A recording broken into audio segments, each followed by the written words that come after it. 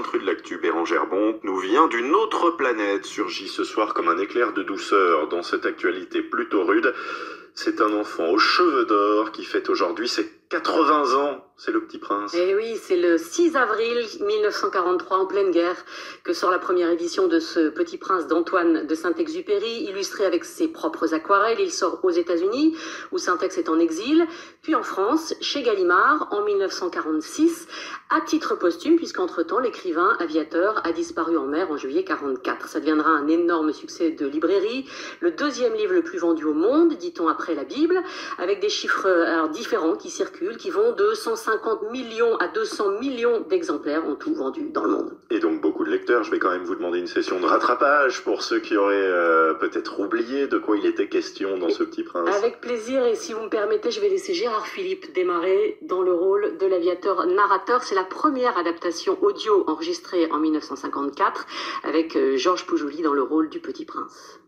J'ai vécu seul, sans personne avec qui parler véritablement, jusqu'à une panne dans le désert du Sahara il y a 6 ans.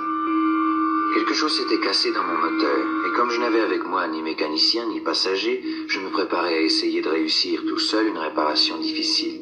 C'était pour moi une question de vie ou de mort. J'avais à peine de l'eau à boire pour 8 jours. Le premier soir, je me suis donc endormi sur le sable, à 1000 milles de toute terre habitée. J'étais bien plus isolé qu'un naufragé sur un radeau au milieu de l'océan.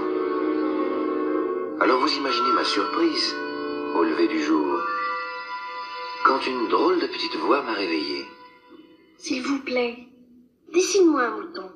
Alors, jour Il après avait un peu de jour... talent, ce Gérard Philippe. Il me semble quand même, ça aurait été dommage de s'en priver. Jour après jour, le Petit Prince raconte donc son histoire au narrateur, la naissance de sa rose, si orgueilleuse, sur sa planète, l'astéroïde B612, il ramone des volcans, il arrache des baobabs pour qu'ils n'envahissent pas cette planète, et le soir, il regarde le soleil se coucher. Au moment de la rencontre, il a fait escale sur toutes sortes d'étoiles, à la recherche d'amis, il a croisé la route du renard, qui lui a expliqué qu'on ne voit bien qu'avec le cœur, l'essentiel est invisible pour les yeux, vous connaissez. Il passe une semaine avec ce narrateur et finit par lui annoncer qu'il doit rentrer chez lui, s'occuper de sa fleur dont il se sent responsable, mais il ne peut emporter son corps trop lourd. C'est le serpent qui accepte de le mordre, donc de le tuer pour le libérer. Le Petit Prince qu'on fait lire aux enfants comme un conte de fées, en réalité, derrière cette petite écharpe aérienne, ce rire d'enfant, le Petit Prince est un personnage assez grave. Absolument, Saint-Ex, lorsqu'il l'écrit en pleine guerre, il pense, semble-t-il, depuis 7 ans.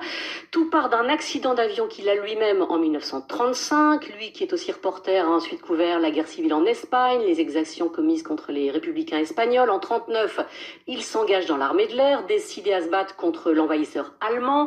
Il part aux États-Unis au moment de la capitulation en 1940. Bref, parmi tous les spécialistes de Saint-Exupéry, je vous cite juste Laurence Vanin qui dit avoir découvert très tard le côté autobiographique de ce livre qu'elle n'avait pas aimé enfant, elle l'avoue.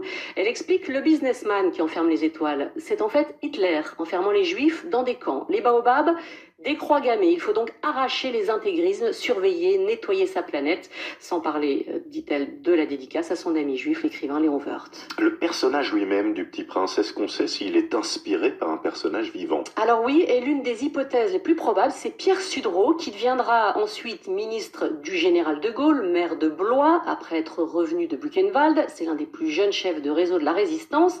Garçon que Saint-Ex, et c'est un complet hasard, avait rencontré quand il était tout petit. Le gamin orphelin de père à 4 ans avait lu Vol de nuit. Il avait écrit au culot à Saint-Ex, qui s'était pris d'amitié pour ce petit bonhomme et qui a donc imaginé le Petit Prince grâce à lui. Une œuvre universelle, lue dans le monde entier. On a une idée du nombre d'éditions aujourd'hui? 6650 éditions, 537 langues et dialectes. Il y a du javanais, du khmer, du breton, du picard. Rien que pour l'allemand, il y a 49 versions. Il y a aussi 27 transcriptions du morse, des vers.